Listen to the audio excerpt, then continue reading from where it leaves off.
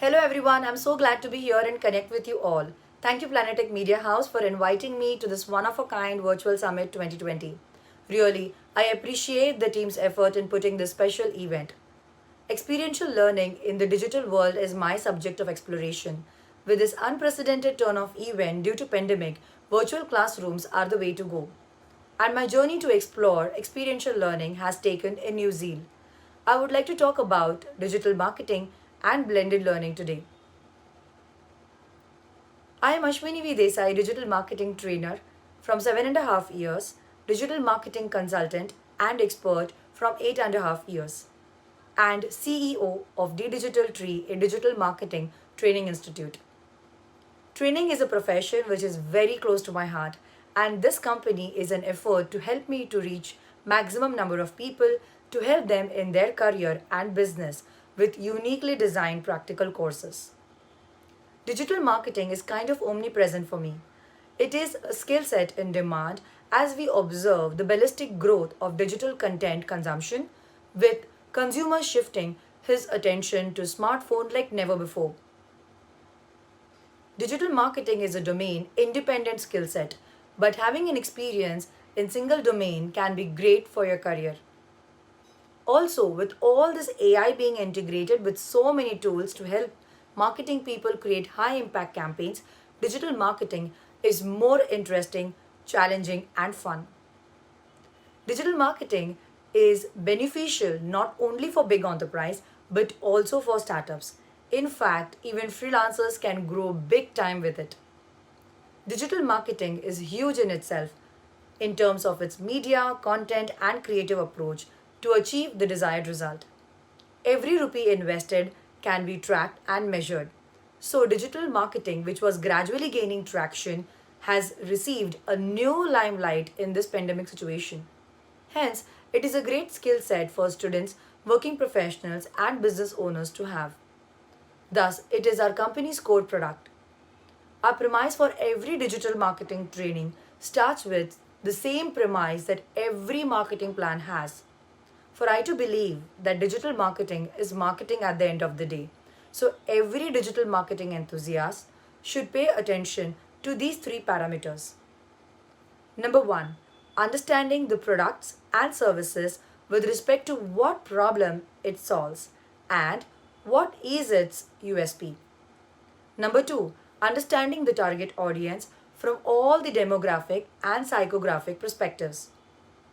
Number three, understanding the marketing objectives with respect to brand awareness and sales and well defined measurement matrix. Followed by these three surely is research in terms of competition, market trends, etc. With this in mind, the students get a clear perspective of why they are studying and what is the purpose. In my past 7.5 years of experience in training, I have trained thousands of students and worked with more than 20 institutes, associations, and companies. And this has helped me to learn that imparting knowledge and training is one thing, and helping them learn through experience is an altogether different thing. Thus, my quest for experiential learning began. Experiential learning requires concrete experience coupled with reflective observation. The experiences can be created with multiple aspects in digital training, with case studies, mentor guidance with real world experiences, while scenario building and implementation by gamifying the content, etc. We are working on a couple of models to help us observe which of it gives maximum experiential learning for high impact performance when the training is used in the real world. Training primarily needs two aspects. One is the technical training and implementation in the real scenario. We do the exact.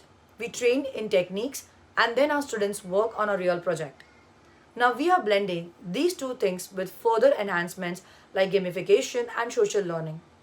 I would be glad to connect with you all and know your views and also collaborate to grow. Do connect with me on LinkedIn by searching Ashwini V. Desai. Thank you all and special thanks to Planetech Media House.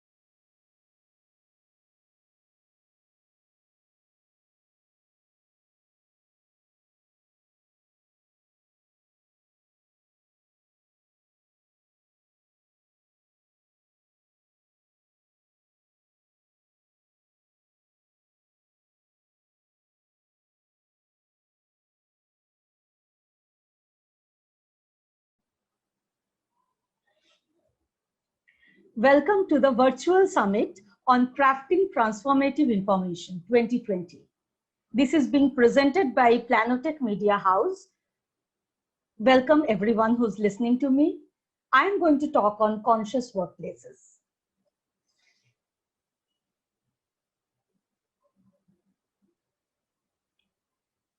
I am Shinjini Sengupta. I am an author, columnist, a multiple times TEDx speaker, and a distinguished Toastmaster. I worked for 12 years as an actuary, and I am qualified as an associate actuary from Institute of Actuaries of India. I have also founded my enterprise, The Lighthouse, in which I work with storytelling, change making, and thought leadership.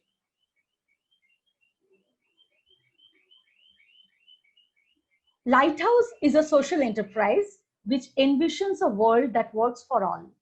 Its mission is to create a virtuous cycle, especially with a focus on emotional wellness, gender sensitivity, and personal transformation. At Lighthouse, I work with individual students, colleges, schools, institutes, community groups, and importantly with workplaces, with conscious workplaces, and with corporate leaders.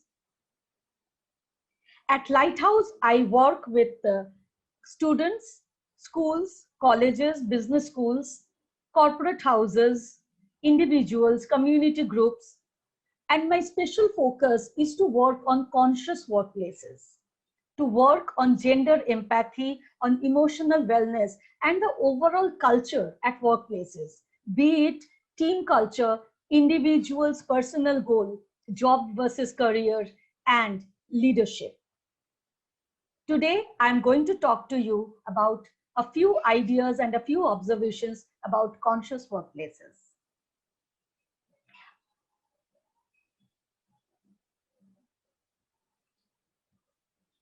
At Lighthouse, I work with these customers. At Lighthouse, I work with intensive programs and retreats, both online and offline, where I teach the art and craft of powerful speaking, storytelling, writing, creative writing, exploring creativity, and at the same time, very importantly, personal transformation. The personal transformation is becoming extremely important in our internal journeys, our personal as well as our professional lives. To understand that inside out transformation and to gain and power our voice of storytelling and effective communication is an essential professional tool and is perhaps going to be the superpower of tomorrow, of the future world. Talking about conscious workplaces, I am dearly reminded by a saying that I had come across a few weeks back. It said that talking about conscious workplaces, I want to reflect upon a saying. In today's time and age, standing in 2020, in an age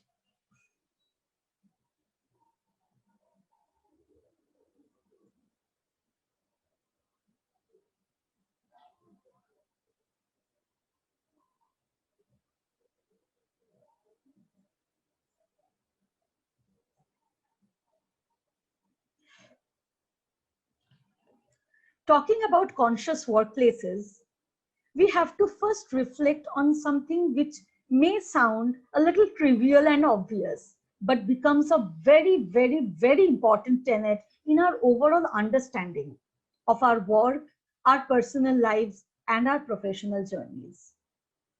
You see, standing in this 21st century, in an age where technology can practically do almost everything that has once been a person's work, when technology is overtaking almost every single thing, it can perform the minutest and the most sophisticated of the surgeries. It can now almost read people's mind. In standing in this age, when technology has overtaken so much of everything that we used to do, there is only one way left to be human, which is to be human. When I talk about conscious workplaces, this is the underlying model. This is the underlying tenet that we have to carefully look at.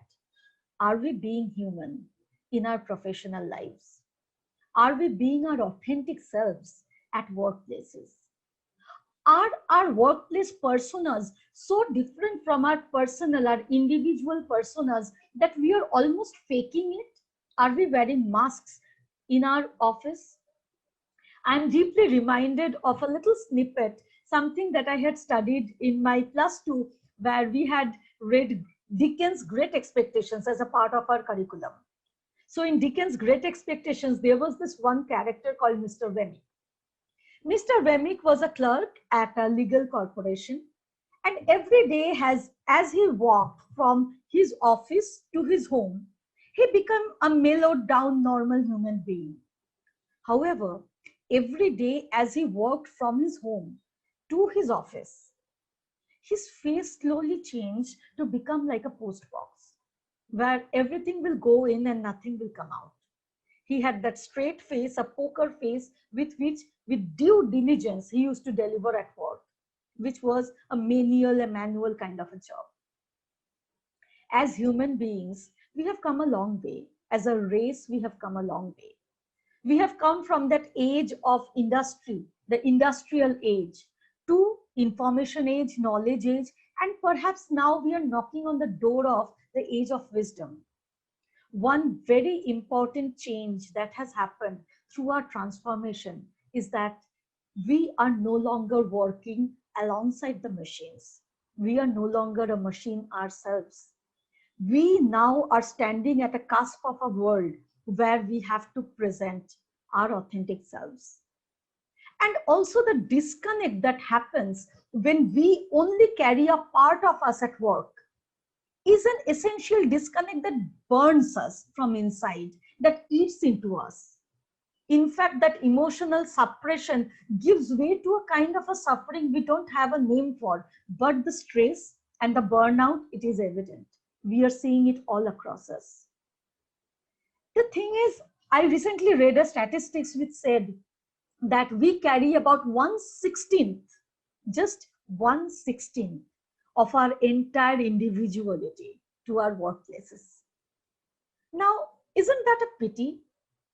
Isn't that not quite an ideal state we would all want to be in? Because it is among our human needs. It is an innate requirement to thrive, to be seen, to see, to connect heart to heart with ethos, logos, and pathos. We have our critical mind at place, we have our credential at place, but where is the pathos? Where are we with our feelings? Where is the experience of thriving, of flourishing at workplaces? Where is the vision? I think when we talk about conscious workplaces, this is going to be one of the major things we are having to talk about. The thing is, when we talk about workplaces, a few things that I keep talking about essentially are: one, gender sensitivity at workplace. I think of one of the studies that was published by Harvard Business Review back last year, June 2019. It said that it actually carried out a study of thousands of leaders, men and women, in a 360-degree way.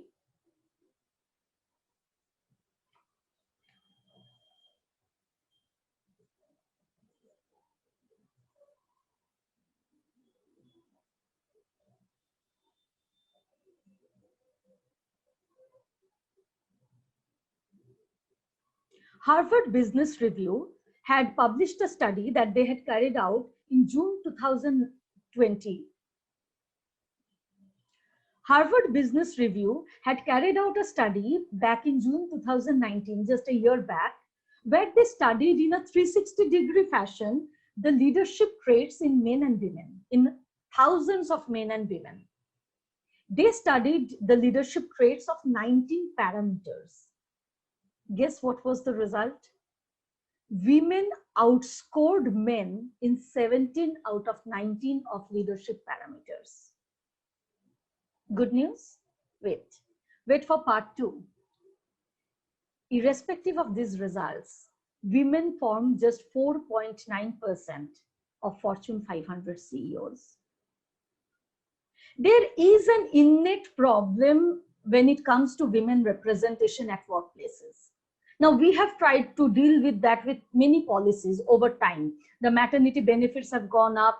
We are talking about period leaves. We are also kind of sensitizing the people about POSH, about policies for sexual harassment. We are trying to put in policies and rules. But I ask you today, how much are we doing in terms of culture? There are a number of studies that talk about cultural gaps that essentially masculinizes the workplace and makes it innately difficult for women to thrive, to survive in a job, to stay in the game, to kind of climb the ladder with struggle, with suffering.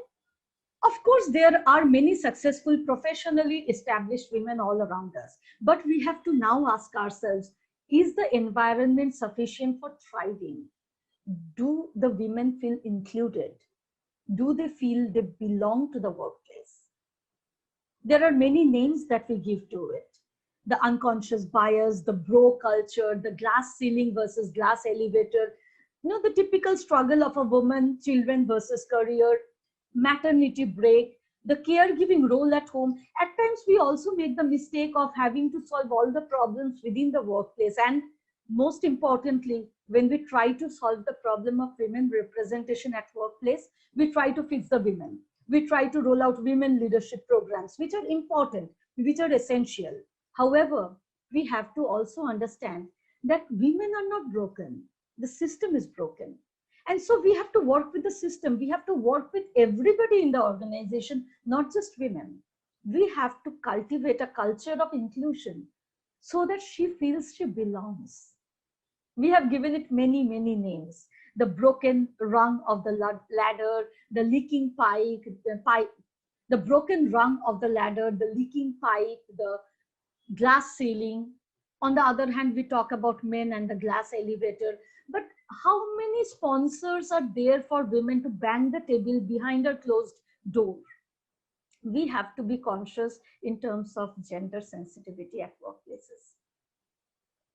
The other very important thing about workplace sensitivity is emotional and mental health, wellness. Our archaic leave policies, our provisions, our culture, our entire system of the HR rules and regulations, they are all developed on a sense of physiological illness. When we have a panic attack, we call up our boss and say that we are running temperature, because there is a stigma, because it is not accepted, because the awareness is low. We, and especially with this time of COVID-19, when mental health has really got the much delayed and much deserved focus, it is high time that we take this opportunity and we work on those policies. And why just policies? The culture of stress. If you think of it, the workplaces, they have always worked with a culture of fear psychosis. What will happen if I don't finish it? Instead of an innate motivation, instead of that drive, that push, that vision-oriented, goal-oriented action, we are always working under a fear psychosis. There is an immediate reward reprimand structure. And it is not exactly the atmosphere in which a human creativity can thrive. Because when we are stressed, when we are afraid, we are in a flight and fright mode.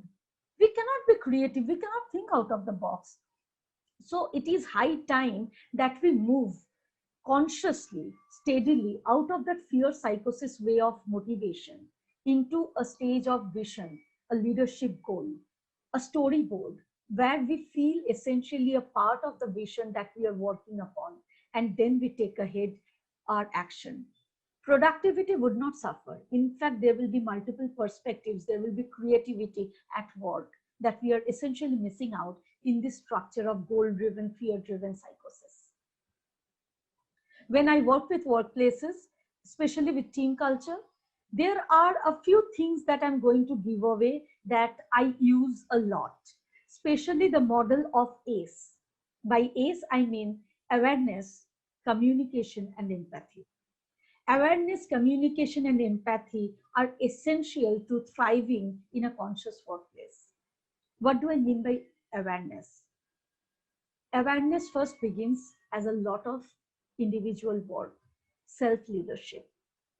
Am I aware of what means success? How do I define success? What is my medium term, short term, or long term goal? How do I see my career versus my job? Am I aware about the people around me? Am I sensitive towards their needs? Do I carry my authentic self to work? Am I free enough to speak out what I feel? Am I aware of my creativity, my strength, as well as my weaknesses? And at this point, I have to say that we should not try to be replicas of each other. Each of us as individuals are imperfect. We are supposed to have some strengths and some weaknesses. How we play up our strength, how we work around our weakness, that can only be attained in an emotionally safe atmosphere. If we have to get defensive, if we have to pretend we can do all of it, if we have to be substitutes of each other and replicas, it would not work. We are essentially a collaborative team. So I feel that awareness sits at the very fundamental basic of a good conscious workplace. To be aware of self, and then to also be aware of my surrounding, of my colleagues, of my teammates, of my leaders, of my boss, of my supervisor, of my subordinates. Because at the end of the day, you have to look at each of them as people.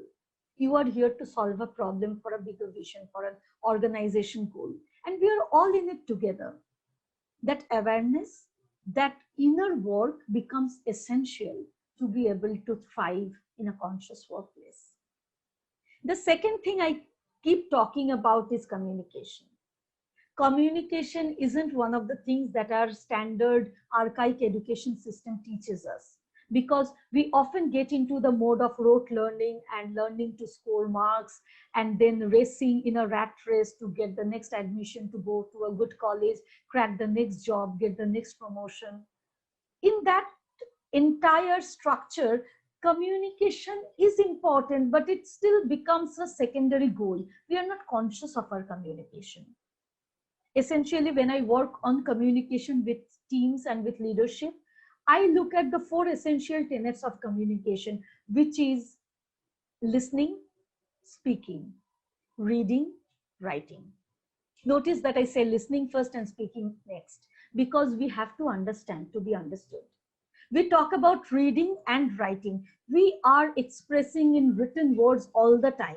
In fact, more so now that we are in lockdown, people cannot see our body gestures or our voice. We are having so much of written communication. Are we empathetic? Are we asking people how they're doing before we tell them what we want from them? Communication is an essential word. Communication is not just our external feature. Communication is deep down inwards. Communication is actually an essential character building.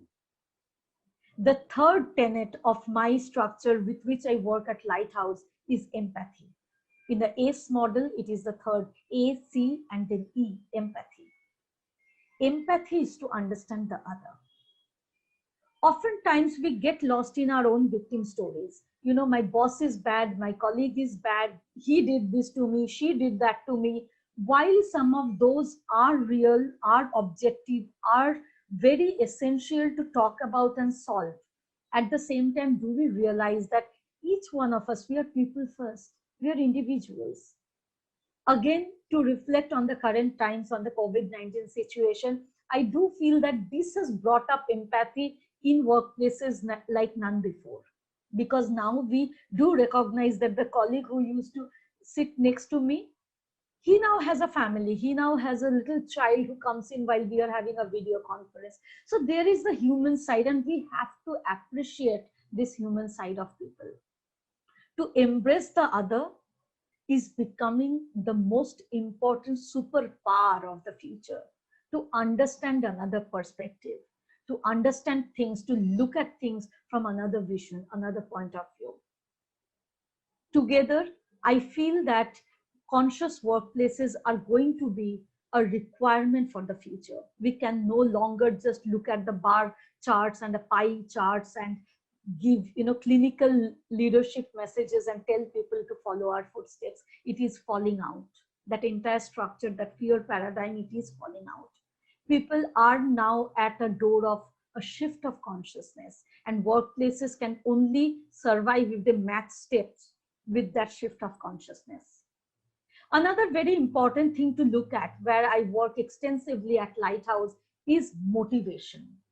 When we look at conscious workplaces, the motivation structure of conscious workplaces need to change from the archaic setup into a future looking, positive looking structure. We have to look at intrinsic motivation and extrinsic motivation. Oftentimes, when we ask our people that they have to work in teams and bring out the best of everything and become greater than the sum of their parts, but our reward recognition structure is often stuck in a way where we actually reward and motivate individual performance. And as a result, we are nurturing competition beyond collaboration. We are not making the best use of the collaborative approach, but we are, in essence, pitting them against each other. Autonomy, relatedness, competence, these are essential tenets of intrinsic motivation that workplaces need to work with. The future of work is going to be very different from the industrial age. The future of work is actually undergoing a huge shift, and this current situation of COVID-19 has accelerated that change. Our model has to change from competition into collaboration.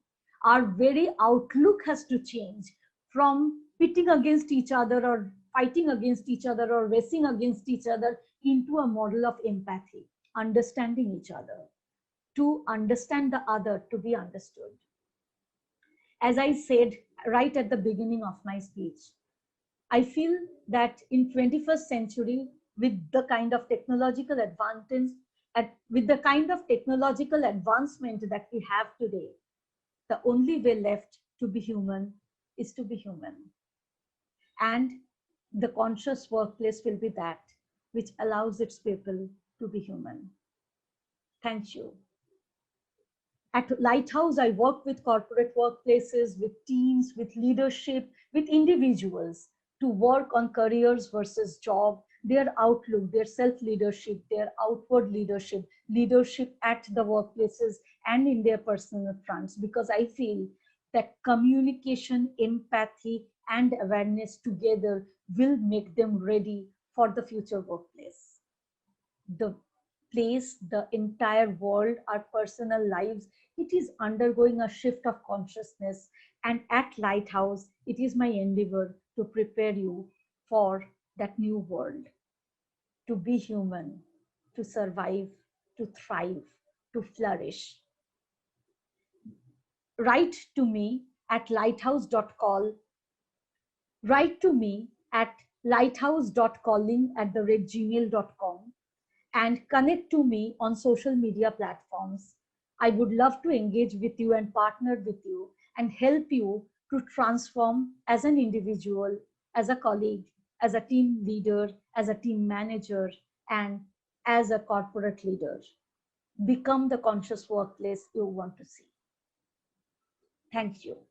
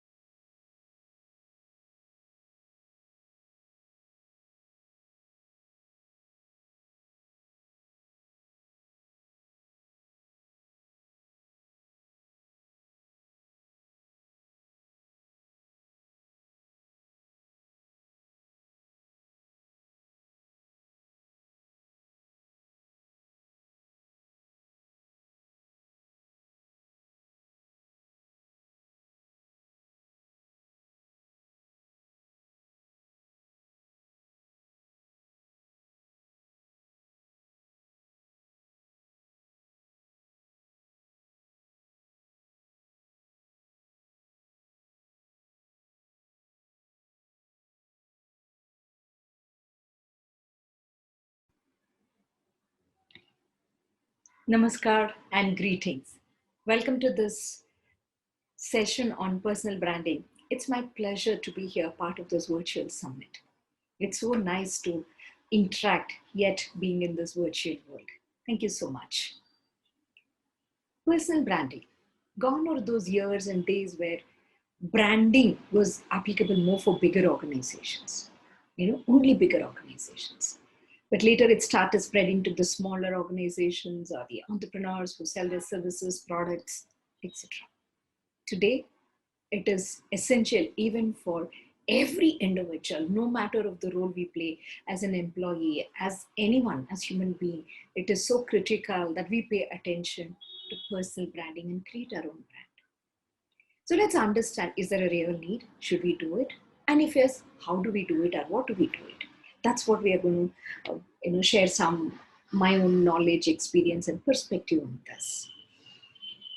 As we talk, I would like all of you to keep thinking of what exactly your own understanding of personal branding. What comes to your mind? Who comes to your mind when you think of personal branding? Just keep thinking, who comes to your mind? What comes to your mind when you think of personal branding? And let's start to understand that a little more. So I put some people here, images of some icons, people who have left an impact on most of us. Look at each of them and think of one word which comes to your mind. How do you describe each of them? Interesting, right? For each of them, we have a different word. Each of them. One word. Great. So, when we have this kind of, each of them carry their own image, isn't it? That's what we call it, as an image. What is that? The moment we think of Mother Teresa, what word comes? I'm sure compassion. With that, right? Dr. Kiran Bedi, power. Each of them carry that. So what is that we carry? So what's a personal branding? It's an interesting perspective. Your brand is what people say about you after you leave the room, not in front of you. In your absence, what do they tell? When somebody leaves, they say, wow, you know what? This person brings energy to the table. This person is always happy and smiling. Or this person is confident. This person is intelligent, smart, whatever. What do people tell you about you? That's the real branding. So your personal brand is ultimately not about you. It's the perception others have of you based on the value you deliver to them. Every word here is so important. Based on the value you deliver to them. So what value are we creating? So your brand, does it impact your organization? Yes, while your personal brand is distinguished from your organization's brand, but you are interconnected. Whatever I do, the good I do, my organization also benefits and vice versa. And we have some examples. I don't need to talk in detail about them, but looking at the names and the images, we know what the story was. So it does impact organization. So each one of us are the organization. While you could be an employee, but each one of us are ambassadors of the organization. As it is citizen, each one of us are the ambassadors of our country. We don't have to be designated, but we are. As a member of my family, I'm an ambassador of my family. Whatever I do, it impacts my family. Whatever I do impacts my organization, my society. So, it goes, the cascading effect is always there. So it's so important we are watchful of what we do. Right? Life isn't about finding yourself. Life is about creating yourself. So are we ready to create our life and our brand? We were talking about, is there a real need?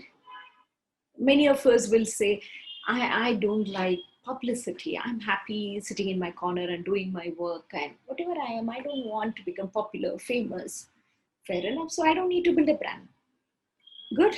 But if you don't, they will. Who?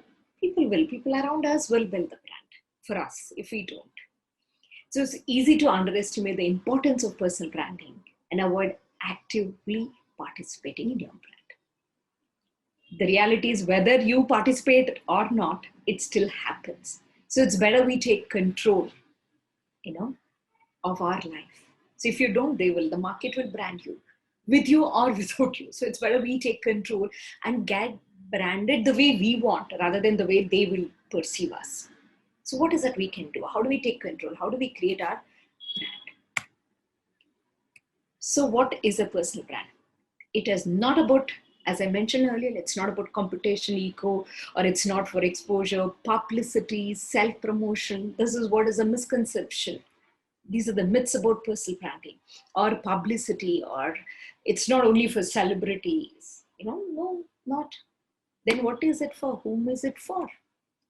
It's personal branding is for authenticity, the value and the values we carry, the clarity we have, the passion we have, the reputation, what drives us. More than all that, the purpose, the credibility, the trustworthiness we build, the strengths we have. This is what is our brand. How should people know us for? What we are, right? Not about what we are not. And how do they perceive? So at this moment, I'm sure some of us have never paid attention to personal branding, while many of us do. For those of us who are not, I hope today we will start paying attention to our personal branding and start creating the way we want it to be. People should perceive us the way we want them to perceive us, not the way they feel like. Isn't it? Do we have control? The reality is yes. Many times, if not all the time, most of the time, we can influence that. Because people are not going to form perceptions out of the blue. They need to see something or hear something for them to form perception, right? So before we craft a personal brand or create it, here are some questions we need to answer. It's so important to answer these questions. What do you want to be known for? I'm sure some of us wouldn't have thought about it. It's the time to think. What do I want to be known for? Then what are you known for already today, if there is one? I'm sure there will be one. The question is, how do we figure it out, right? Future, at least I know what I want to be. But how am I already, what am I known for? Am I known for being dependable? Am I known for being energetic or being happy, spread the happiness, being helpful? Whatever, what am I known for? Just think about it. Ask some people around. A little later, I'm going to give you a technique how to do this. A very simple process to figure out how people perceive us. Then third one is, what do you stand for? What are your values? What do you stand for? Right, wrong? Do you stand for right? Or you're neutral? I'll just do right. I'm not going to worry about what others do. What is your stand? Justice, do you stand for justice? Do you stand for right? What do you stand for? Then what past experience have you had that have helped you shape who you are today? Right? Our life is completely built on our experiences from our childhood. All our experiences is what has led us to be who we are today. So let's dig deep and understand. Next, what makes you different? Today, everyone wants to be different, right? What's different? What's your USP? So it's important we understand that. What makes you different? And then, have you been successful in the past? I'm sure all of us have been successful. Maybe are we happy with the success, unhappy, but we have been. It's important to count. Because success, the way it is measured is very different. Success has a different meaning to each one of us. But trust me, all of us have been successful. The fact that we are watching this, part of being in the summit itself says that we have been successful. Could be we want more. Yes, why not? But that doesn't take away the success we have achieved so far. So, but what are they? So that helps us to build our brand. What kind of problems do you solve? Right? some people around us known for problem solving. You say, "Ye problem, oh, go to that person. He or she is the best expert in this area. They will guide you." Some people are known for solving certain type of problems. Some people are generally, their problems solving skills are high. So what is that? What is it for us? What am I good at? Then who are your role models? So important for us to understand that. While it's also important to remember each one of us are role models to someone or the other, with or without our knowledge. We are role models as a member of the family, as a neighbor, as a citizen, as a colleague, as a friend. Yes, we are the role models.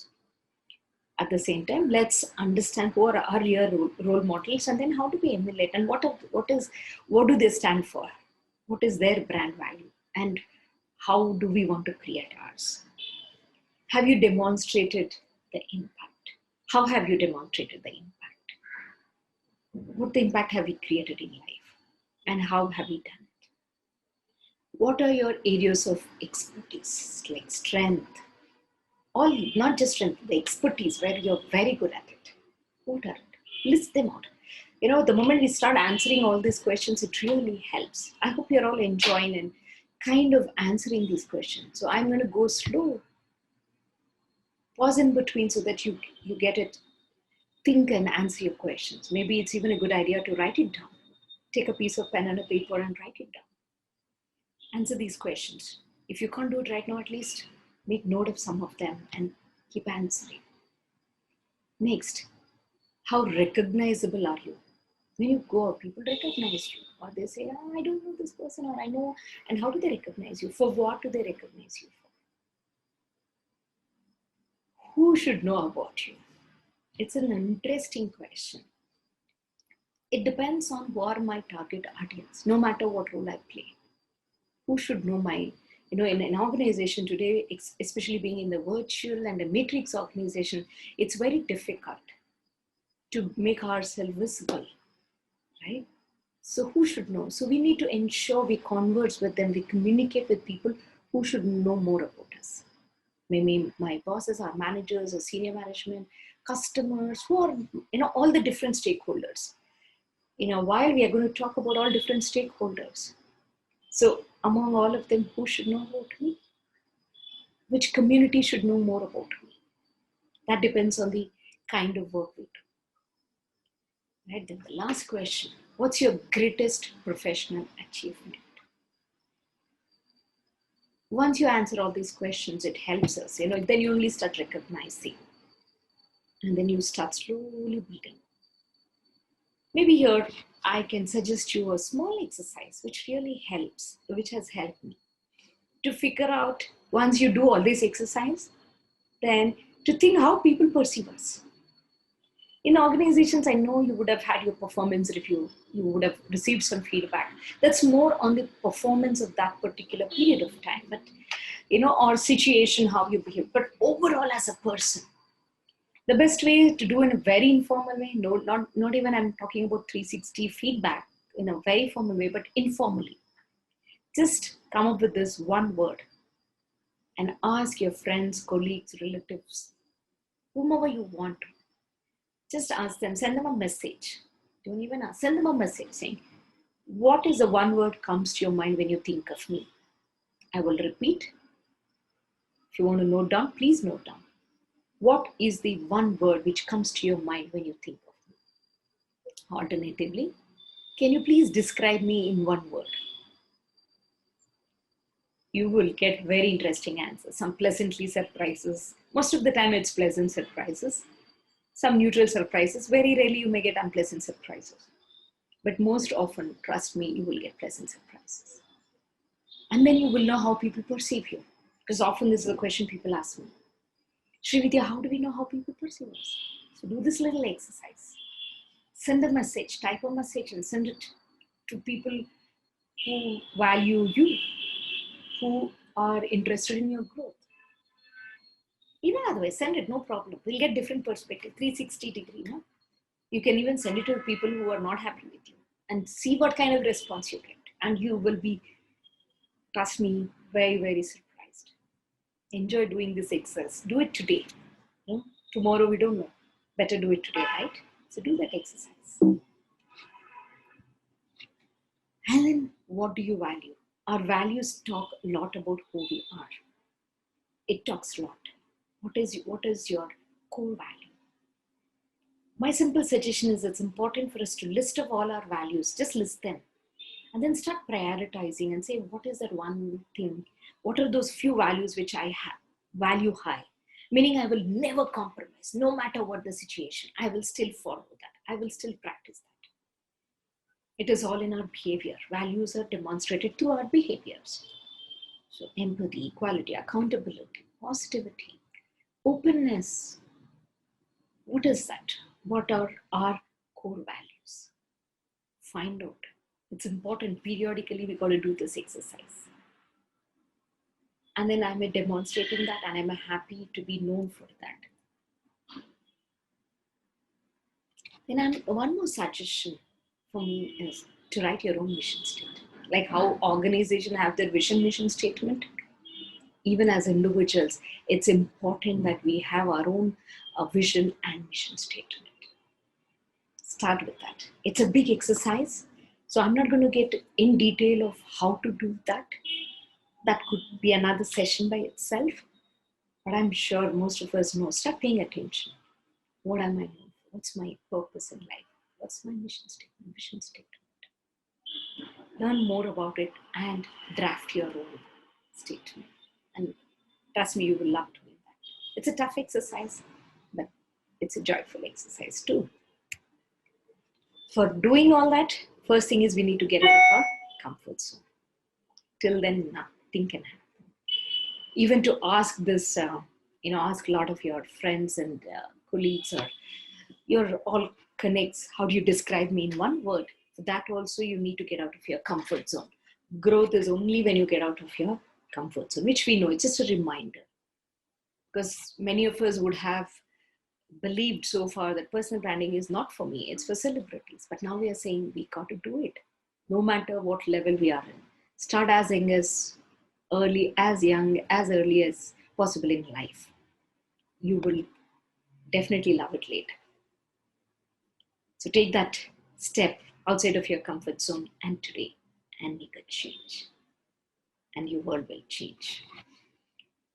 I was talking about in the corporate world also, why do we need as employee? So what are the critical success factors in a corporate environment? I say pie. What's the share of your pie? P stands for performance. Yes. Do we need to perform? No doubt.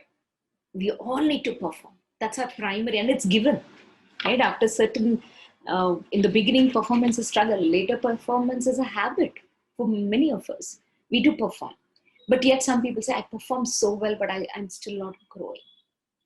Because as we grow higher, just performance is not enough. It's given, but not enough. So we need the other two, I and E. I is the image. What image do you carry? What are you known for? And that can happen only through your E, that is your exposure and how much you expose yourself, how much of exposure you have in the organization or outside. What's the share of your pie? Think about it. Performance, image, and exposure. So that's why I said for the image, do that exercise, figure out. And then once you know what's your image, once everybody sends you a one word, you will see a pattern. And then you ask yourself, are you happy with that? It's not about right, wrong. There's nothing you can say, oh, I am not this, they are just perceiving me. No, our behaviors lead them to perceive like that. So if they're perceiving in a way I'm happy, then I continue my behaviors. If not, that's the time for me to think and bring in some change in my behavior so that the perception changes. If you consciously do that for a period of time, then you redo this exercise maybe after 3 months, 6 months, 1 year, depending on what you're going to work on. And then again, send them that word. Then you will know whether the changes happen in the perception of people. While they perceive, we can still influence, and we do influence. Right? Many people, the way they walk, we like, wow, what a walking style. What a dressing style. What a talking style. You know, so many things. So what is that? Some people are known for energy, happiness, cheerful, helpful. So what are we known for? to do this, especially now I'm going to focus on the E part, the exposure. And how do you expose yourself? How do we do that? That's only possible through our something called networking. How do we do the network? Why? Are you a lion or are you a cobweb? What's the difference? If you know, lion hunts for its prey only when it is hungry. Otherwise, it just doesn't matter. Even the prey is walking behind, it doesn't go run and kill. It does only when it is hungry. On the other side, cobweb prepares the web and keeps it ready for the prey to any time to come. So what are we? Are you going to build your network when the need comes? The need comes, oh, I need someone in this organization because I need some help, I need some information, or I've applied job for in this organization, but I don't know anyone. Or are you like a cobweb? Keep building network. You don't know when, who would be helpful, useful for us and for others. So today, make a decision. Do you want to be a lion or a cobweb? If you're already one, let's expand it. It's even good. Why? Because network is equal to net worth. In fact, people say your network is sum total of net worth of people you regularly interact with. So whom do you hang out with? That makes a difference. Then how do we measure the network? How many people do you know? That's an exposure or expose. I know Sachin Tendulkar. Does he know me? No, I don't. What's the point? Then you can't call him as part of network. You can say role model, but not part of your network. So how many people know you are also? That matters. And what do they know you for? How do they know you for? Can you count them for support? When you need, do you know? Yeah, if I call so-and-so person, I know I get the required help. Are they? Best way to measure is, do you have in your speed dial number of a police, a doctor, or an advocate, whatever we need on day-to-day support in terms of emergency. Somebody in government office. Not just we have their numbers, when we call, they should pick up the phone and not say, "Kaun hai?" Rather they pick up and say, "Yes, what can I do for you?" That, if you don't have it, build that. We need to have people from all different walks of life. We have no idea when we need them. From different industries. Often we kind of hang around with people from the same industry, in the organization also, same department, we all get together. But try and network with all other functions, departments outside the organization from a totally different industry. Oh, there's so much we learn. Could be, if you are a techie, go and hang on with somebody in the arts. I know combination is weird, but trust me, it's going to be very beneficial. So we kind of broaden our horizon, start thinking very differently, go and learn something totally different outside of your industry.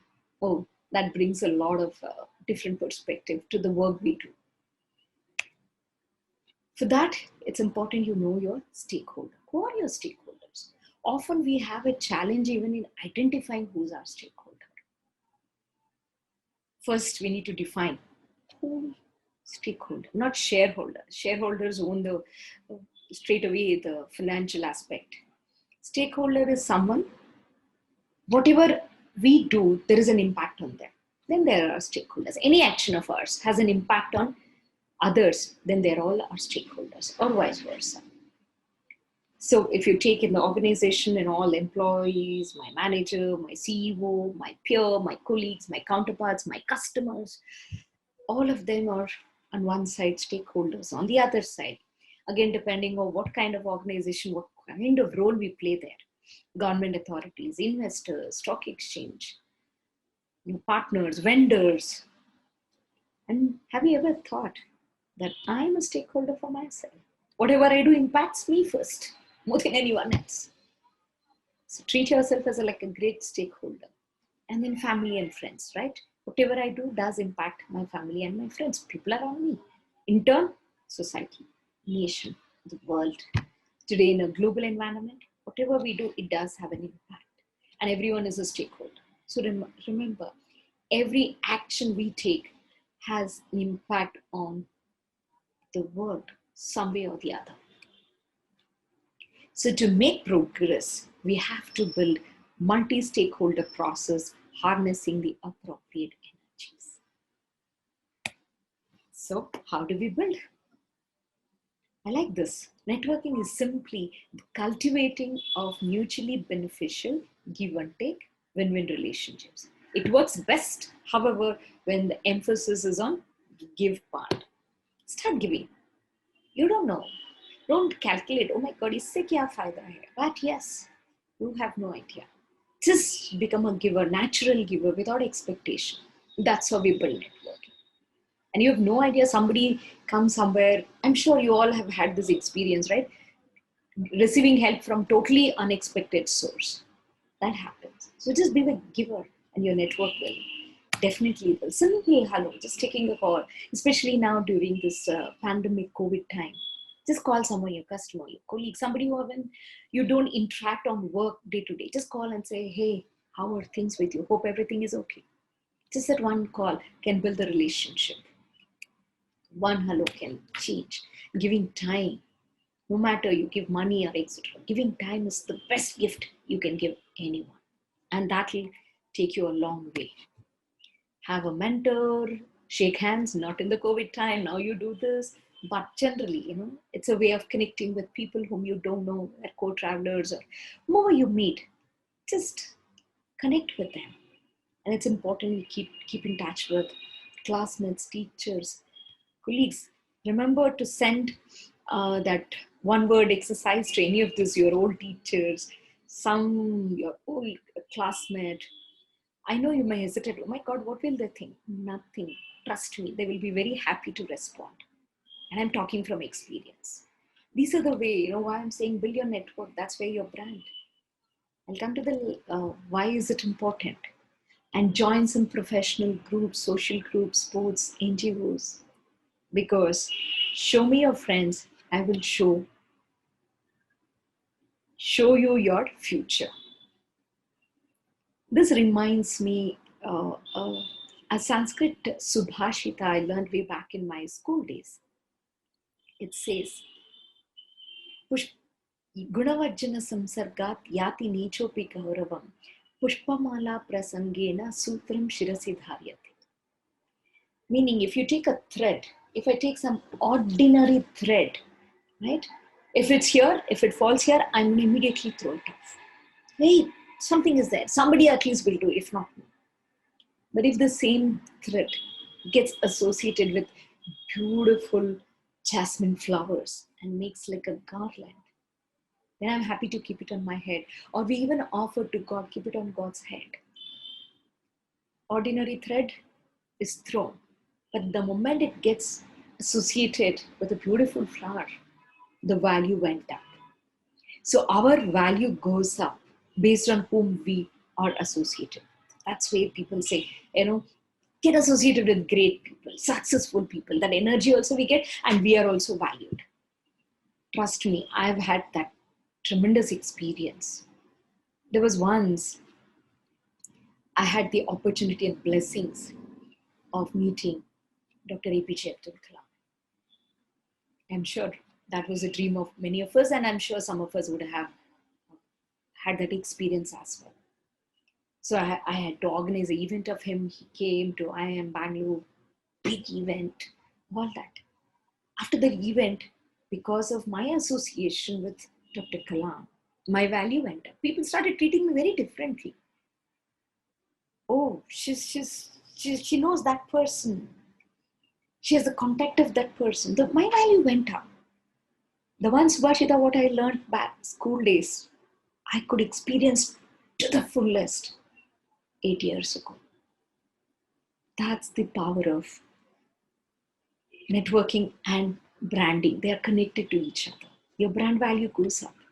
Let people think of you saying, oh, that person is very resourceful. So it has all that. So be watchful of every behavior, with whom you interact, what you do at every moment. It has impact everywhere. What you do impacts you, the society, your organization, everyone. Remember that. And today, social media presence is also very important. I'm sure many of us could be shying away from being in that, saying, oh, I don't like Facebooking. I don't like this. Yes, you may not like, fair enough, but at least be in some professional forum, maybe LinkedIn. LinkedIn is for professional forum. You may choose what to post. Sometimes because we don't like what others do, we end up not even doing that. You don't want to be that is fine. That doesn't mean you should avoid and run away from it. We have no choice. Social media is going to here to stay. So we learn the way we want to use it. We don't have to use it the way everyone uses. Or we can use it the way some people use it the best. Learn from them. Learn from what you've liked and replicate them. What you don't like, avoid. But be there, be connected in social media, and whichever, if not all of them, but one, two, or the three of platforms, it is definitely recommendable to be there. And it matters where you create your brand. What kind of a post do you share? What kind of comments do you make? When you wish somebody, how do you wish them? There are so many things. If you write a blog, what are you writing for? So that's way for expression, a beautiful platform. Technology has given such a beautiful platform for us to express ourselves, where we couldn't have reached so many people otherwise. So it's an opportunity platform. So let's leverage it. With this, I hope we've received some little inputs and little trigger of thoughts about personal branding and the significance of it. And I'm sure each one of us will make that change from today where we are to the next level. If you haven't started, we will start actively. If you're already, maybe redo it. We need to keep reflecting back and continue to build our brand very strong. Just remember, otherwise others will do. So that's why it's important. You must inspire yourself before you can inspire others. I really wish each one of the viewers of this summit a great success, build an amazing personal brand for yourself, and in turn, your family, society, organization, country, nation, and the world. Let's together make this world a better place. Thank you so much for inviting me to this virtual summit. Thank you for everyone. Namaskar.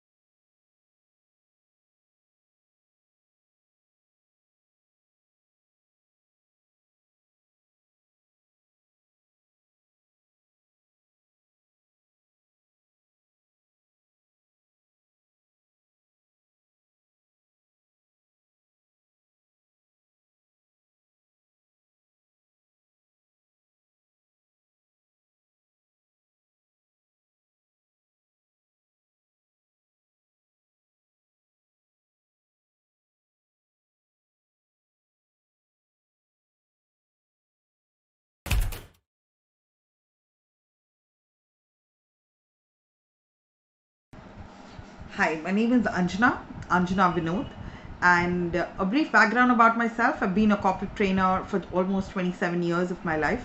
Have been a TEDx speaker, a breast cancer coach, a ICF certified PCC level success and career coach.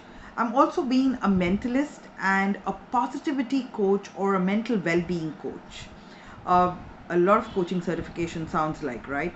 Well, very honestly, if I had to describe myself in one word, I would say I am somebody who is agile. Yes, that's the word I would like to use for myself. Agility is the new word or the buzzword in today's times. Corporates have gone through a lot of change, and I strongly believe that the only corporate which has sustained this is the one who has been agile. Agile in terms of adaptability, agile in terms of coming back into the regime and making sure that nothing in this pandemic stops us from doing what we want to do. When we had to describe this pandemic, I would say predominantly the three R's that describe it: rediscover yourself, recreate yourself, and reapply yourself. Yes, reapply in terms of, can I do this all over again? Maybe there were lots who had to start from the scratch. Well, did I do good in this pandemic? if I had to talk about myself, well, I was alone, all alone from Feb 18th. I have a daughter who's in Nagpur, husband who's serving the nation right now, and that leaves me all by myself. So imagine when you're all alone, what is kind of mental trauma that you're going to? There's not a human soul to connect with. There's not a human soul who can physically be present and you can talk to. Virtual world, digital world has definitely got all of us very close. But is that sufficient? What I realized is for a good mental well being, what is very, very important is a positive outlook to life. Which means that if you start loving yourself more than you love anybody else, you will be an energy and a source of strength for a lot of people in your family. I take lectures 7 to 9 in the morning.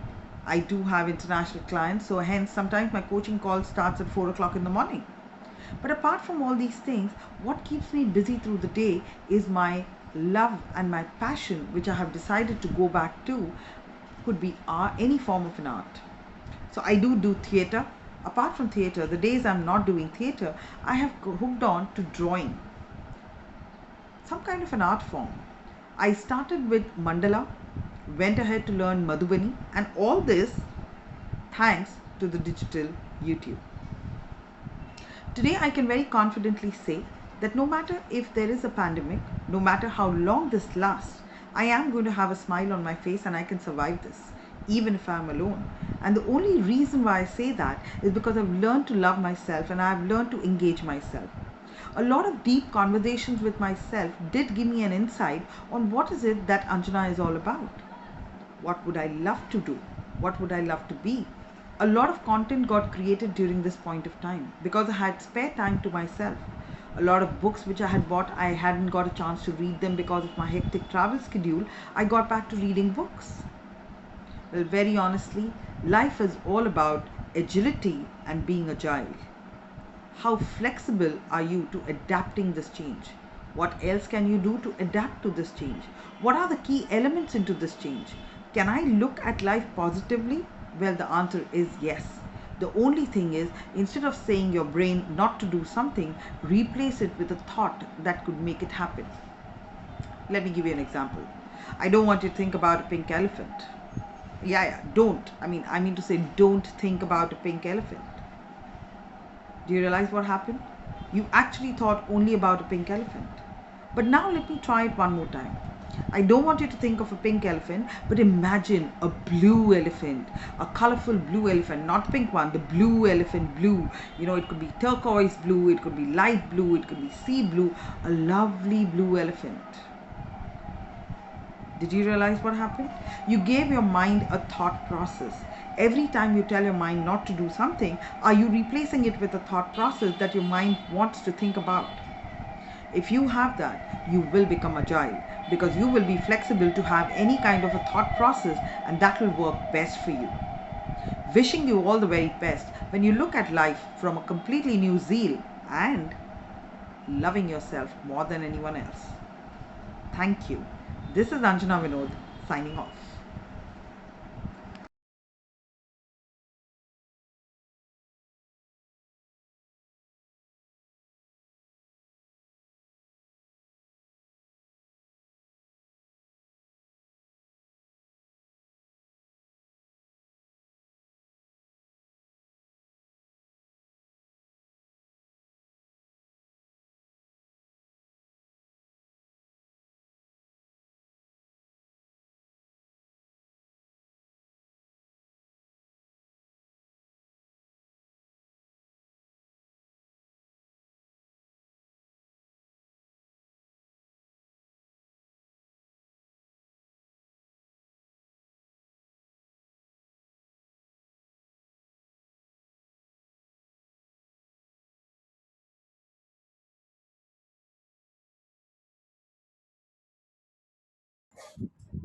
Hi, good afternoon. Welcome to Virtual Summit on Crafting Transformative Information 2020, presented by Planotech Media House.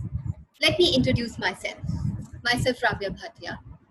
I'm a change maker, I'm a mentor, I'm a motivator, I'm a HR professional, branding and PR expert, and not only this, I have designed my own curriculum as well. My curriculum talks about the 21st century life skills and the value creation. Talking about my professional experience, I have 17 years of work experience into diversified sectors, be it a corporate sector, IT sector, hospitality sector, or the banking sector. And now I'm associated with the education sector for past 5 years. Having worked with diversified sectors, I realized one thing, that there's not much difference between a corporate as well as the education sector. Corporate sector, though the environment in the corporate sector is a little different, the work culture, the mindset of people, as well as there are certain different departments in corporate sector which are completely, which has different units as compared to the IT sector or the education sector. Coming to the fact, the corporate sector has its own pros and cons. If you talk about the pros, the corporate sector has high pay scales. They have the yearly leave pattern. The yearly leave pattern is different from the other sectors. You get much more leaves as compared to the education sector, as compared to the IT sector. Of course, the salary packages, as I discussed, as I shared the information, the salary packages are much more than any other sectors. The corporate sector have people from different backgrounds. Like for example, there are engineers, there are MBAs, we have investment bankers, we have CAs. So it's a mixture of all basically. Somebody who's into PhD, they can also join the corporate sector. As compared to the education sector, we have a set of pattern, a set of degree holders which we require for the education sector. Plus, the salary packages are not as high as compared to the corporate sector. Now, coming to the cons, the work culture, the long working hours. Then, of course, when we are working for long duration, we tend to miss our diets, we tend to miss our meals also. And it affects the mental health, it affects the physical health also. Yes, of course. Talk about the politics. Though politics are there in each and every sector now, be it education sector, be it IT, be it corporate sector. So the politics, it's not only confined to the corporate sector, it's all over. However, if you talk about the corporate, of course, they have multiple people from multiple backgrounds. So the mindset doesn't match at times where the problem occurs. The corporate sector is an area where people go because of the high salary packages, but at the same point of time, due to the work scenario, due to the work culture, due to the environment, and due to office politics, slowly, steadily, people leave the job, especially on the junior level, not on the senior level. People who are working with them for a longer duration, for example, 10 years, 12 years, or a senior level, of course, they will stick to the company because they look forward towards another growth opportunity. But on a junior level, for people joining on a junior level, or for us to talk about the freshers, it's difficult for them to stick to one company. It's difficult for them to be stable in the corporate sector. The reason behind, there are people who are already there for past 5 years, 3 years, 4 years, and they have their own, kind of attitude in that area. They have their own personality in that area. So they don't want and they are not ready to accept the other person in their space. in corporate sector, it's difficult to grow for sure. It's very difficult to grow. Though the probation period, if you talk about the probation period, of course, the probation period in the corporate sector is lesser than the education sector. At times, we get the appraisal circle. Yes, of course, the appraisal circle in corporate sector is much more better than the education sector. So these are the various comparisons we can talk about the corporate sector as well as the education sector. Having said that, I have spent almost 12 years in the corporate sector. Corporate sector involves IT, banking, hospitality, marketing. The only sector which I'm left with is the healthcare sector now, and I'm loving my education sector though. However, having spent my 12 years with these kind of corporates, I just realized one thing, that you don't get a mental peace. You don't get that kind of inner satisfaction. It's just, you are just running behind the money. You're just running behind the salary packages. You're just running behind the designations and the growth opportunities. You further look forward towards another opportunity that yes, I'm again stepping ahead with this designation now. For example, you are a manager, you become the HOD of the department, you become the CFO of the organization, then you become a CEO of the organization. So I mean, there is a hierarchy set in the corporate sector, and the person who sticks by, for sure, they get a better growth and opportunity. And the salary packages, yes, of course, they increases. The only thing which lags behind it, the inner peace and the mental peace, the inner that's happiness actually. Why? Because you're just working for the money factor. You're just working. You have loads of responsibility. I understand that everybody has the loads of responsibilities towards their family, towards their relatives, or towards their own. I mean, there are a lot of responsibilities we owe. However, when it comes to working with the education sector, you don't get the growth as early as possible as compared to the corporate sector, as well as however, the education sector, working in the education sector, it gives you mental peace. Why? You are connected with the future of the nation. You are helping the students in nurturing them in their growth. In corporate sector, we are just helping ourselves. We are not helping the other person to grow. Though we have a team, there are team leaders, there are supervisors, there are floor supervisors, there are managers, assistant managers. They all believe in working for themselves. Though they have a team, as I said, they have a team, and they want the team to work. But the productivity, the pressure, the working pressure, it's huge in the corporate sector.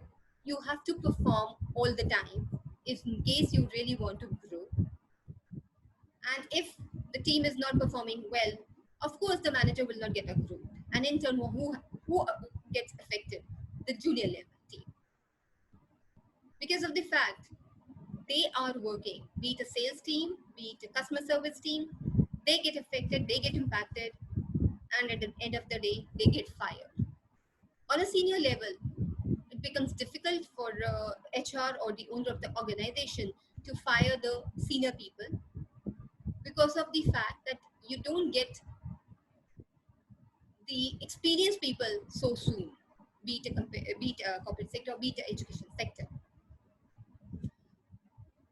However, if you talk about, leave pattern, of course, you get a lot of leaves. We have companies who are giving Saturday, Sundays off. So every week, if we are working for 5 days continuously, we are getting Saturday, Sunday off as well. Then you have some paid leaves with respect to national festivals or international festivals. There are companies who give off on the international festivals as well, because they are their client holders and the stakeholders are their international clients. For example, the hospitality sector now, talk about the hospitality sector. The marketing companies who are connected, who have their stakeholders as a hospitality sector, they have a leave pattern which is connected to the hospitality sector itself. So again, you are getting a lot of leaves there. You get a paid leave from the office itself, where you can go ahead and spend some time with the family for a week's time or for some 10 days. You get a lot of maternity leaves. Now we have the pattern of fraternity leaves as well, so the father also gets leaves. So these things are still missing in the education sector. Coming to the fact, when we work for the corporate sector, we have to, there are times when, there are times when you are working towards appraisal as a HR person.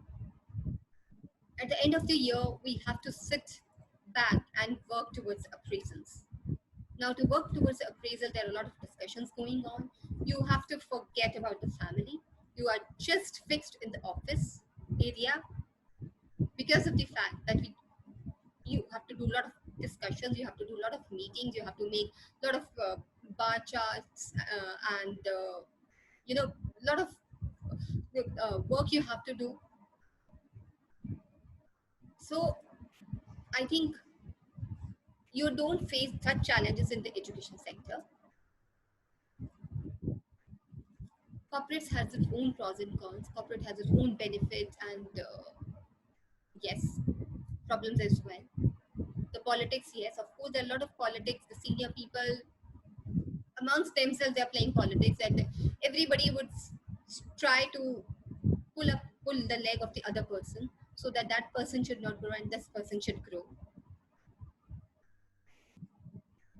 However, as I said, the working in the corporate sector doesn't give a mental peace. You're not happy. You're not internally happy. There's something called internal happiness. You're not compassionate when you're working with the corporate sector. You can't be compassionate.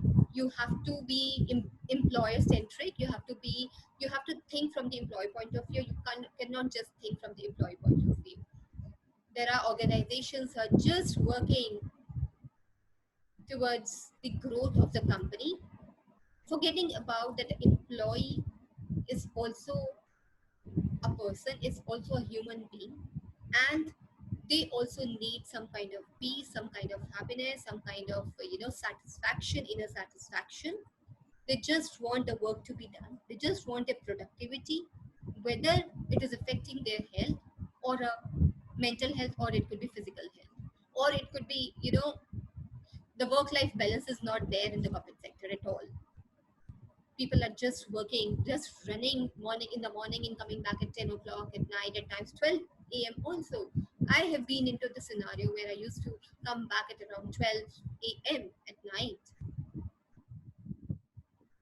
So I think more or less every organization has its own benefits and has its own problems. Working with the corporate sector, yes, you get a lot of experience, you get a lot of knowledge from different department heads. You actually learn a lot in the corporate sector, which is as compared to the education sector. Corporate sector has different departments, they have different units. As I said, IT sector is there. So in the internal organization itself, you have an IT team, you have a designer team, you have a sales team, you have a customer service team, you have HR team, the training team. So I think they have a lot of areas where a person can learn a lot. They can be expert in most of the areas. So the experience which we get after working with the corporate sector is much more vast than as compared to the education sector. I'm not talking about, I'm not here comparing any sectors. However, I'm just sharing my own experience, real life experiences, which what I felt is maybe it could be, from my, I think talking about sharing my experience will help others to understand what could be best to join either the corporate sector or the education sector. As I said, everywhere we have politics everywhere, whether it is an education sector, whether it is a corporate sector. It depends upon the individual to individual, how they take up, how they get adapt to the environment. People there are people who just ignore it, and there are people who get impacted and become one of them. But it doesn't solve the purpose, to be honest. At the end of the day, a person who is performing well always get a better results. The corporate sector, I have worked with marketing company. As I said, I've worked with banking sector, got a lot of experience into IT. I have got experience into customer service, as how to be a best in providing this customer satisfaction. Think out of the box so that the customer should feel happy and the customer should be satisfied and customer should stick by to your organization. The services, the kind of services we deliver, totally depends upon our services, how we make our customers stand by us and stick by us for a longer duration of time. So a lot of things you learn when you are working with the corporate sector. I learned few areas into accounts. I learned few areas about the designing.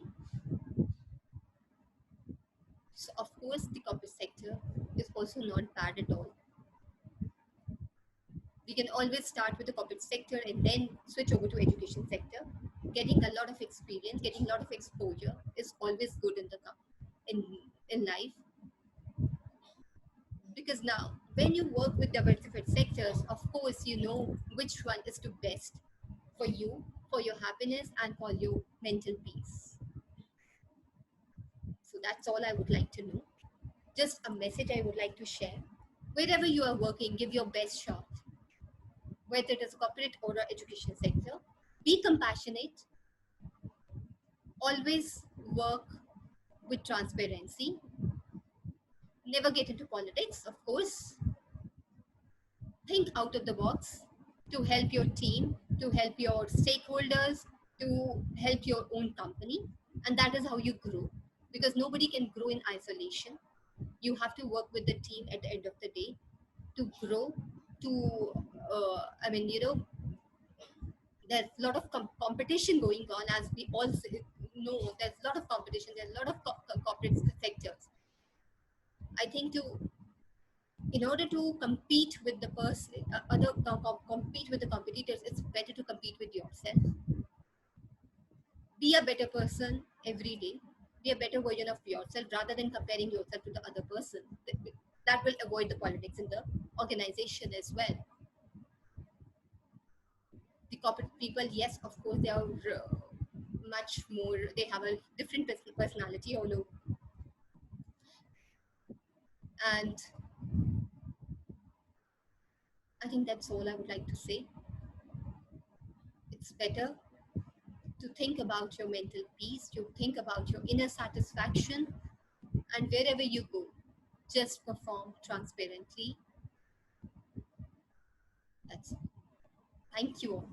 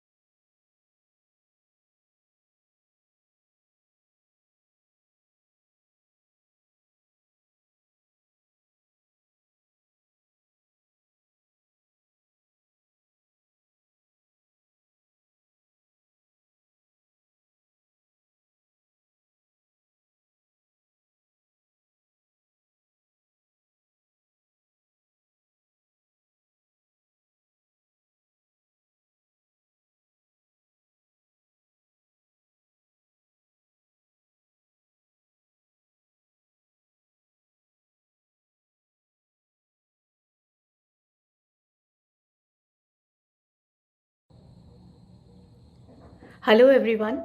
Welcome to this session of Crafting Transformative Information organized by Planetech Media House. I thank Planetech for inviting me for this session. My introduction already has been given. In short, I have with me 3 decades of experience as a professional, working in airports like Kolkata, Mumbai, and Hyderabad. heading the corporate communication, also being the spokesperson for Mumbai Airport. Now, presently, I am working with L&T Metro Rail Hyderabad Limited, heading the corporate communication.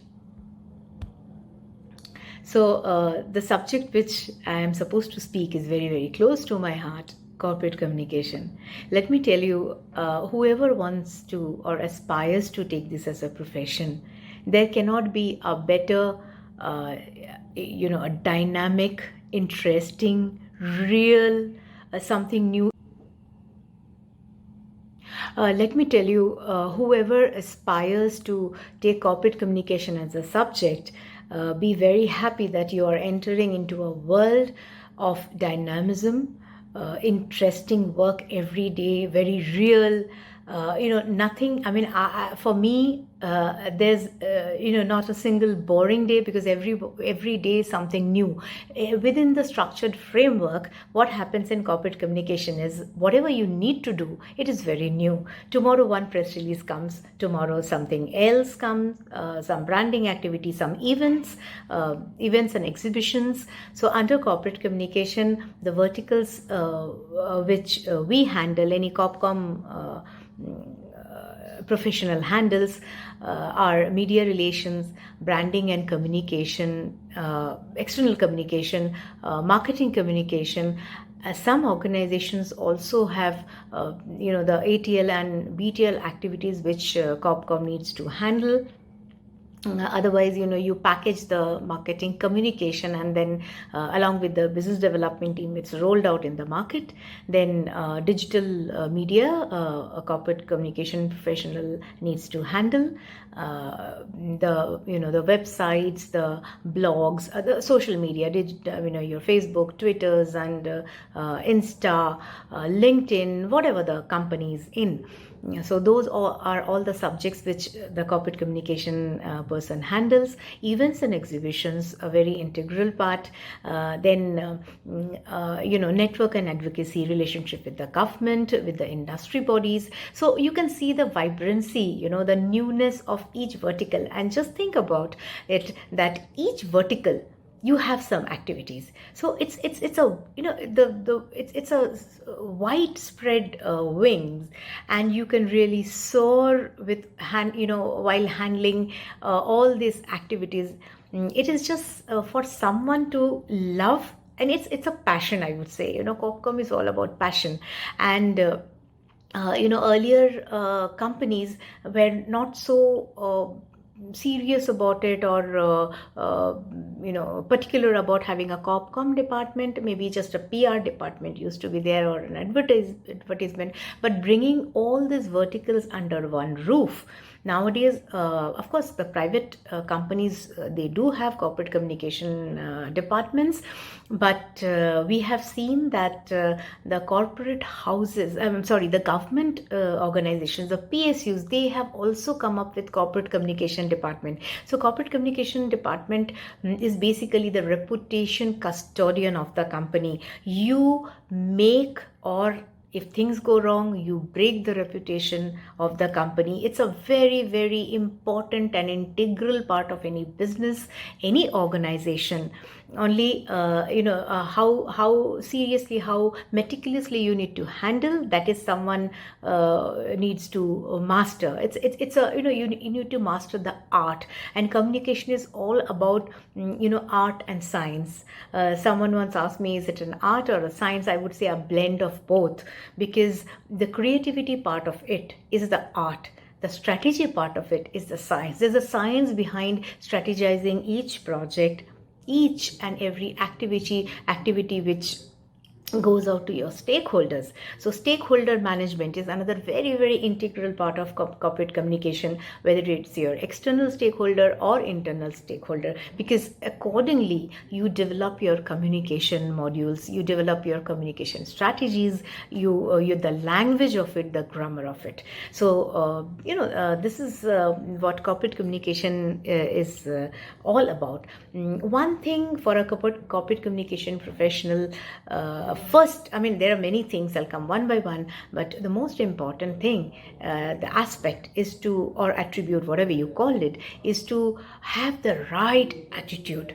And when I say right attitude, it means that giving your best, the 100% of it. As they say, that when you split the letters of the word attitude, taking A as 1, it equals to 100, which means you have to give your 100%. You have to learn, work hands on. It is not only sitting, it's not a desk job, let me tell you. It is again a very nice balance of desk job and leg work, physical activity, because it depends what you're handling, which part of the corporate communication, which part of the vertical of corporate communication you're handling. So it's a very nice balance. So here itself you can understand how interesting and dynamic it is. So it is when you learn hands-on, you gather more experience. You know the trick of the trades, how to handle, because you will not get a very a very literal, a very typical, or a very standard way of work coming to you. That's all about the interest part of the positive part of corporate communication, if you take it positively. So every work is a new thing. Press release, there can be different subject of the press release, sometimes maybe on a company's profit, sometimes on an announcement, sometimes on a new initiative, sometimes on the marketing part, what you're doing, maybe for some companies launching a product. So everything is new about corporate communication, interesting and very real. Why I'm saying real is, suppose for press conferences, it's very real. So anything goes wrong, the image of the organization, of the senior management is tarnished. So one has to be very, very particular. And communication is definitely an art, as I said. The strategies, yes, is behind it, but then how you relate, how you connect to the stakeholders. A corporate communication professional should learn and also train the senior management. Corporate communication head's role is also to train the senior management to be media ready, to be social media ready, and developing the credibility of an organization. It happens over the time. It cannot happen just in a day. It can break in a day, but you cannot just make it in a day. Yes, okay, it becomes maybe a situational at times. You need to customize it, you need to modify it, saying what are the what is the announcement all about, and what how you need to relate to the market, relate to the audience, to the stakeholders, who your stakeholder is. Suppose internal stakeholders for a company are the employees, also to some extent the vendors, the agencies working. So what happens is, typically many companies, they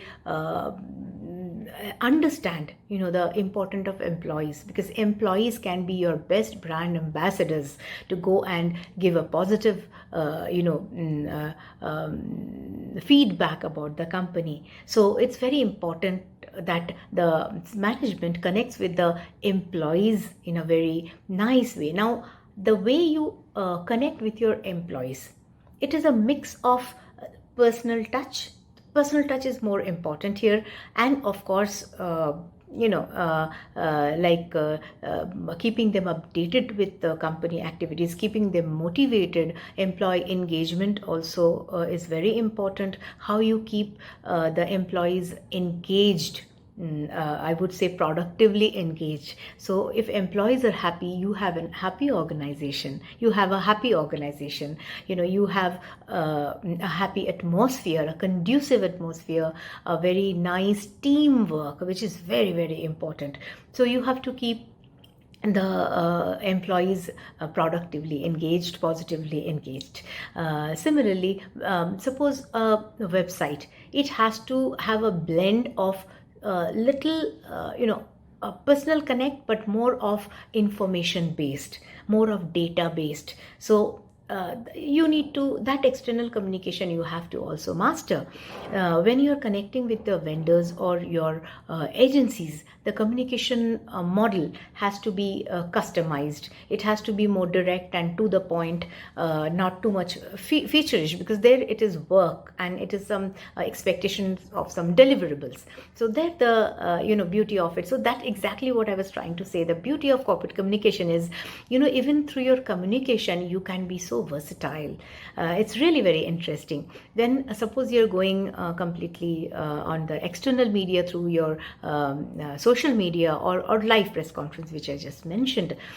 So social media, you have to be really very careful, because we have seen nowadays the social media, sometimes things go viral. So it's always it should be a consistent approach. You build up your credibility, you build up a community which can take you, which believes you as a credible organization.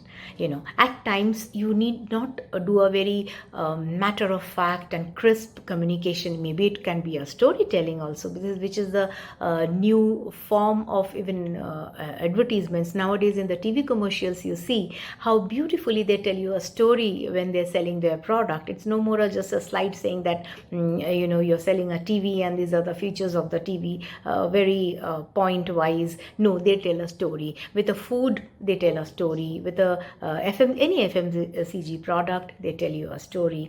It's the art of communication. The style of communication is changing. It's very dynamic. It cannot be constant. It's changing over the years. So and as they say, the change is the only constant. So here for corporate communication, it really I think it's a very nice fitting phrase for that. Change is the only constant for corporate communication. Then you have branding and marketing communication. How you sell your company, how you're branding your company. This is especially for the industries who some launches, some retail or automobile, anywhere where you have a B2C approach. So there are companies which have a B2B approach, business to business and business to consumers. So there again the strategy changes a bit. There are some very beautiful B2B companies who have come forward and taken the B2C approach. Very interestingly, they feel that whatever they're trying to tell the world, that is itself is a product. They try to sell their company as a product with a B2C approach. So things are changing. The style of communication, the style of corporate communication is changing. Of course, the network and advocacy. So this is again, you have to be in touch with the industry bodies to know what is happening, to be in touch with the government, because these industry bodies, they are policy makers and they take it forward to the government. So through them, if you have a very good relation, you can pass on many the proposals, what you're intending to put up or implement. So there itself you should, the government relationship. So corporate affairs also at times comes under corporate communication. So each organization, they have their own setup as per their vision and mission. And for corporate communication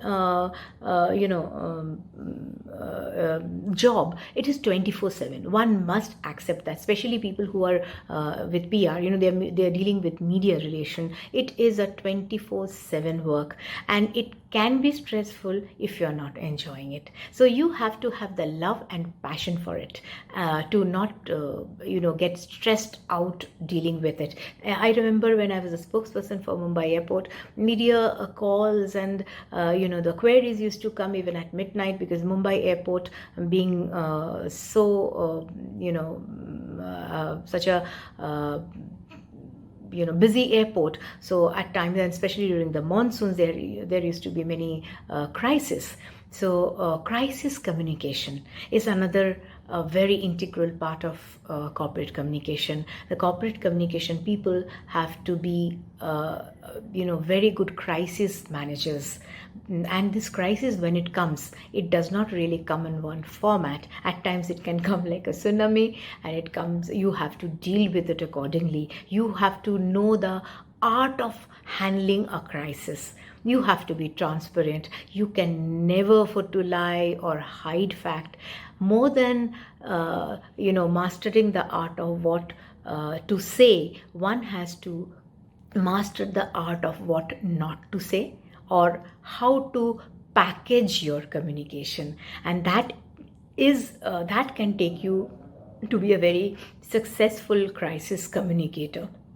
You have to be really, really very genuine. You have to be very credible, because you cannot really fool people by sharing a wrong information. And especially in today's date, when the social media is so very active, and any picture and video can go viral about it. You have to be very careful about the fake news. You have to keep a complete tab on what's happening. So fake news is another very serious problem which we are facing nowadays, which any company or a business is facing nowadays. And the CorpCom professional has to be very adept with it, how to handle, how to tell your stakeholders, how to tell your customers that this is definitely a fake news. If required, you need to complain to the cyber crime department. So this is how you can you can really deal with it. And another very important part of communication is relationship, maintaining relationship, maintaining very professional relationship with a coat of personal touch, I would say, with a definitely laced with credibility. You as a corporate communication professional has to prove very credible, as you are proving your company to be credible to media, to whether it's a print media or an electronic media. You have to be very credible. People should believe you when, suppose you are saying something representing the company, because in many companies corporate communication heads are the spokesperson. So you have to be very credible. You have to build up your credibility as you're building up the credibility for the company. So the maintaining a relationship, you have to have so much intelligence of the media, and that can only comes with the beautiful relationship over the years you develop with the media fraternity. And also the when you're they say that to create a brand, be a brand. So you have to be a brand to create your company's brand, to establish your company's brand. So you also have to be a figure which one can look up to. One can find you very credible, one can believe you, so that how you be successful in toning down a particular news. It is very important, and that can also only happen with your very good healthy relationship with the media. So corporate communication, you need to handle your annual reports, your websites, your social media, as I said, white papers.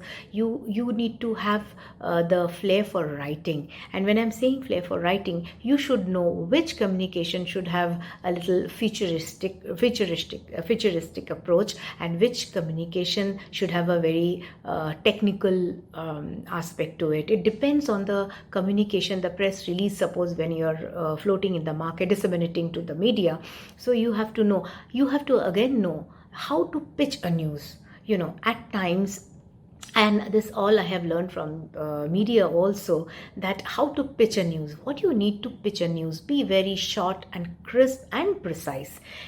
People don't have, in the world of 1,000 news coming over in an hour, and it's so real. You see the news channels every third I think hour, you see some new news coming up. So you should just hit the right chord, what you want to tell the world, tell your stakeholders what you want them to believe, what you want them to know, what you want them to learn. So you should know how to pitch the news correctly. That is the again the art of corporate communication. One needs to know how then for if I'm shifting from the media relations part, then when you're coming to the collateral part, if you're having an event or an exhibition, you should know what the market is, who are your stakeholders, who are the people who are coming and visiting your exhibition.